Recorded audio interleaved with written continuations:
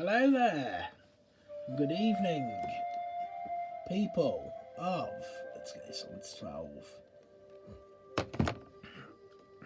the Anglo-Saxon, Germanic, Norse laird the Addersater,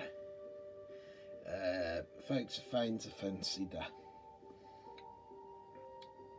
brothers and sisters of Klingus Half, and folks of Fingers Half. Tonight is another chapter, 2 chapters of the Havermal. It's been a chilled day. I did get up quite late. I've been to work today.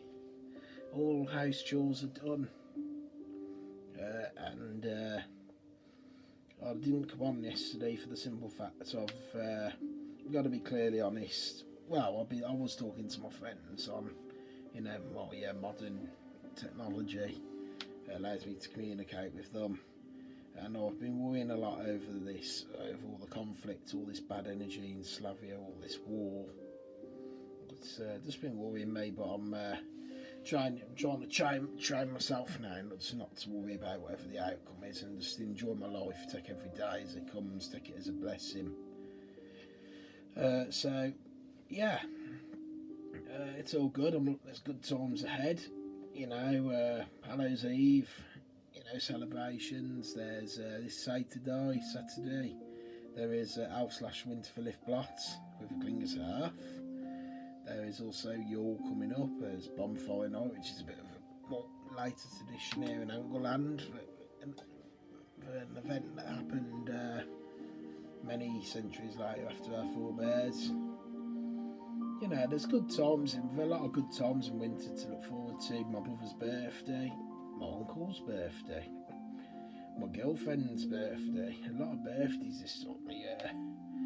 My good friend Callum's birthday, which I think for the first time in a long time I will actually get off this year, so hopefully I'll actually be able to celebrate it properly with him this year, all being well.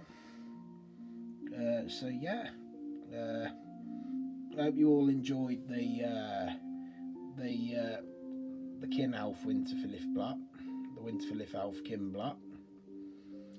While I'm here, I'll actually explain, as well as Havermal show. I'll do the explanatory show, I'll call it, about what it's actually about. So Elf Blot is the blot. They say it's more done as a kin blot, Elf Blot. It's more a kin blot, meaning it's more of a home blot than it is a laird half blot. And we honour the elves and the rest of the whites. The elves obviously being the adopted kingdom of, the adopted realm of Ingwe, being the High King of Elfham. And we welcome, his elvish people, and the rest of the whites, the Dweorgs, the good whites, the Dweorgs. There's the elves. I'm trying to think what else. All the other white beings, the brownies, stuff like that. Other beings of other worlds in mythology. There's a few whites, like half whites, such as brownies and little whites that can travel around the half and stuff. There's lots of them really. There's I guess there's the mermaid people. I would see them as more the servants of Wada and Wadham, the sea realm. There is lots of them, and we welcome them at this time of wheel, this moon. And the Winterfylleth part, which I actually mixed in, and we'll be mixing them both on Saturday at Klingers Half as well.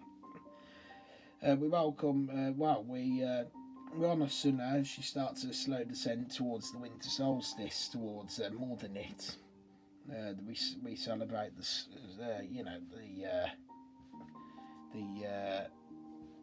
descent of Sunna when she's at her lowest towards Midengada. And it's also very cold, but she seems to travel lower but further, if that makes sense, away from Midengada, meaning it's obviously winter. and the Winter King Waldor, also known in Norse as Ulla, you know, brings his Winter Kingdom elements to Angleland, and probably the rest of Germania as well, including the Danish Scandinavian lands. So Ulla is this is his time, Winterfylleth, and he gets honoured a lot this time as well. We honour him and welcome him. We believe it's around this time he took the Essia and Wania throne, like I said in the reading, from Woden because he dressed as a woman, and there was something that happened in that upset the Essia and Wania, and they kicked him off the throne temporarily. Mordor temporarily took the throne, but of course they had wooed him back. Well, I may be wrong. I think this is the time the Essia are at war with the Wani. They're actually called the Wani, or they can be pronounced Wania. I always pronounced it Wania, but I'm going to start. I like the word Wani. I know that's how the blotter Chris pronounces it. So the Wani. This is when I think the two godly Layods are at war, and Waldor for a bit took the throne of the Essia, and obviously when Woden returned, they become one. He married Frigg. That was it. That's right, because I mentioned how he married Frigg.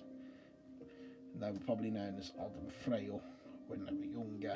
We believe the goddess Frey or Freya to also be the same deity as Frigg, but in a younger form. And Odd, her husband, probably being another name for Woden or Odin. I know a lot of you will see them as separate deities, especially in Danish Scandinavian. But in our Layods, well, I know Reese disagrees for certain, but you know, a lot of us in the Klingesarf see them as the same. So them two married, and it brought the Essia and the Wani together. So that's really good. When Woden retook the throne, that's how we see it. And you know, before they fell out with Luca and the rest of the Uttengard, the Jotun and all that, I think there was a time of peace between the gods, possibly before obviously Luca did what he did with Hod, with his trickery ways, making Hod shoot Baldai with the mistletoe, and then it all went bad after that. Frigg screamed out, cried, even tried to get all the realms to weep for Baldai for his return from Hallam. The one giant refused to weep. It was actually Luca in disguise. He refused to weep, meaning, you know, Baldai is still in Hallam and will be to all extend. Some believe the events of Baldai being in Hallam and obviously Luca being tied and having the snake drip acid with his wife, holding the bowl over Luca, hasn't happened yet. Some believe it happens through our lifetime. It's how, once again, it depends on how you see the path.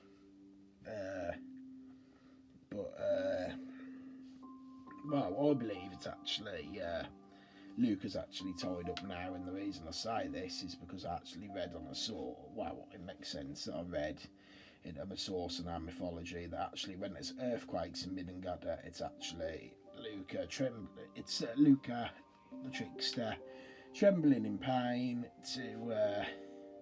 because obviously his wife's emptying the bowl of acid, what the snakes are dripping over him. So obviously when she empties the bowl, the serpents drip acid and it hits him, and that's what causes the earthquakes. It must be a pretty big bowl, but there's a lot of earthquakes going on in the east at the moment, I think, if I'm correct. Or is it Japan or is it Pakistan?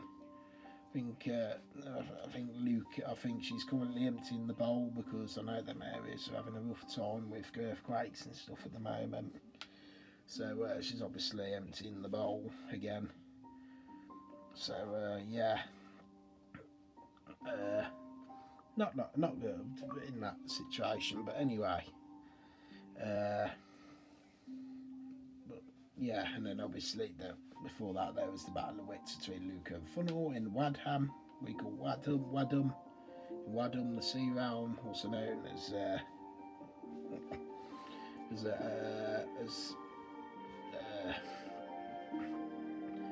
Aegir, also named the kingdom, the Sea Kingdom, are now named after the sea god Aegir.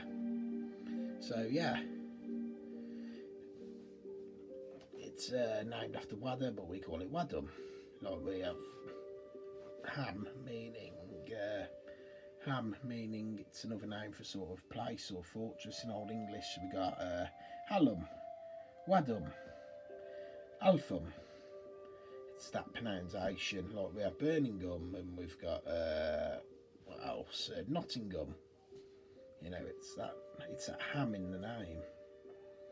But Mordor's also honoured in Sunna. And then we also read the events of Harold Godwinson, and what was the dude's name? The Saxon who fought against Charlemagne and had the Irminsul sadly took down. What was that dude called? Oh, Widukind, last leader of the heathen Saxons before the Franks obviously come and did what they did. I read of that in the plot as well. Obviously this excludes the Frisians. I should have mentioned the Frisians being Germanic as well, but I don't think they were invaded at this time of moons. That's why I didn't read of them. They might have been, but I've not looked into that yet. And if it is this time of moon, then it will be included in next year's Elf / Winterfylleth Cynnblót, and probably mentioned in the Klingasarth one as well. But that also happened this time of year, according to my research. So Widukind, you know, was a great Saxon leader, and it was unfortunate how it all ended. So he was mentioned, and then the oats and the mead is offered to all of them as an offering. There's nothing offered to the flame for this moon, so that's why the candle was lit as the flame, as the hearth, so I could actually do the blot in the hall. And oats and mead was spread to the garden. It's good for the land, and it acts as a lovely offering.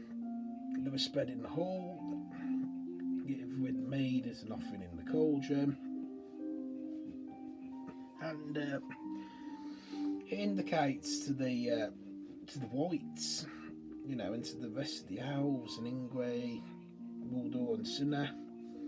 It's an offering to them all, and they can hopefully bless our blessed hall outside, our garden where most of our Cynnblóts performed, as well as the house in general. There's a lot of darkness in the world at the moment, a lot of Uttengard energy, and we've got to show the gods we're strong and we're still working with them, you know, and the whites and the forebears. So that's very important, and that's basically what this week's past Cynnblót was about, and what the one on Saturday at Klingasarth will be about as well. So yeah, but anyway, on to today's Havermal chapter.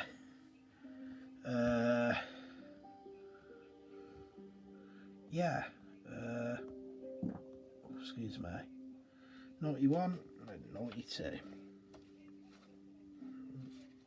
Perfect. It's 91 and 92 is brilliant. Right, okay.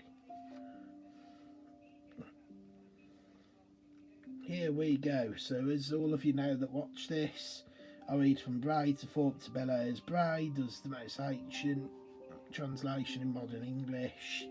Thorpe starts to uncover it. Bellows pretty much puts it as it is. Here we go.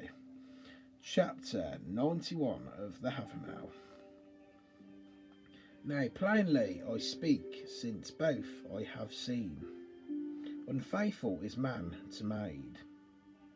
So in the last chapter of the Havermal, it was saying that the maids could be quite a bit naughty and untrustworthy, and now Woden is actually stating that the men can be just as bad. So for those who are very equality you know, anyone who watches this, it's all about equality. Do know that he's saying the men are just as bad. You know, our mythology has a lot of equality, you know, when you look deep enough. So when we go, oh, you know, this is right, blah, blah, blah. No, it's not. It is a religion, and it is just as fair as any of the others. So here we go. Now plainly I speak since both. I have seen unfaithful is man to maid. We speak them, fairest when thoughts are falsest, and royal the wisest of hearts. That's Bray. Here comes Thorpe. Openly I now speak because I both sexes know unstable are men's minds towards women. 'Tis then we speak of most fair, when we most falsely think, that deceives even the cautious. Bellows puts it as, clear now will I speak, for I know them both. Men false to woman are found. When fairest we speak, then falsest we think. Against wisdom we work with deceit. So basically, it's saying, I think it was in the last show I did, it was saying, you know, men can be unloyal, but Woden's basically saying here, well, actually, you know, as we all know, men can be just as bad, but it depends on the person. Some people have very good hearts and have loyalty. Others are led by Uttengard energy, as everybody should know by now. In any path, and it just depends how you put it, or how your path sees it. But to us, dark energies at Uttengard, the ways of the trickster, Luca and the Jotun, and the dark energies. We have to make sure that we're ready to battle against that in our faith. So now I move to chapter 92. And yeah, here we go. Chapter 92. So same process again.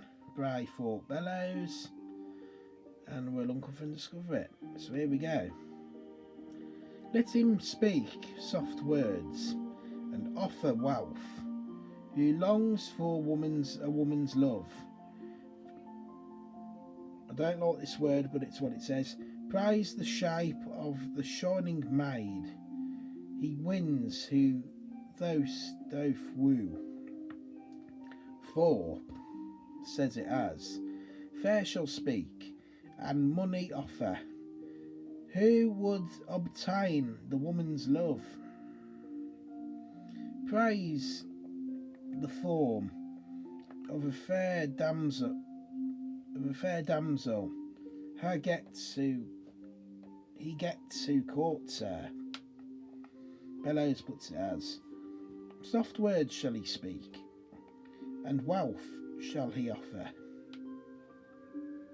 Who longs for a maiden's love, and the beauty praise of the maiden bright. He wins whose wooing is best. So basically, he's found a load of maidens who may be interested in him. He's told them of his wealth. And he speaks soft and gently to them, like how they would like. There's a few that are interested, which can happen. Almost sounds to me like we're in Angleland. We have this show that comes on the Saturday night. I'm not sure if I've stopped it for the time being. There's a show called Take Me Out, and they have these buttons, and it's like pew, pew, pew, when they get to choose. And then the ones that are left, obviously, he gets to pick whichever one he likes the sound of, and it sounds a bit like that in this situation, where he's got a couple of maidens that are interested in him. You know, this person that Woden speaks of. And it sounds like he's at a choice where he gets to pick, because there's a few interested in him. But, you know, whose wooing is best. Me personally, I'd always recommend, going for the personality one that will care for you. Not one that, you got to go for someone that loves you for who you are, not what you have and what you are. It's all about, like my friend Connor Musselwhite, he goes by now. I won't say what his actual name is, because I respect he wants to go by Musselwhite. My friend Connor from school, Musselwhite as he goes by now, he always says it's about, I'm going to say it again, I've said it on a previous show, it's about what's on the inside, not what's on the outside. It's about the good personality. And a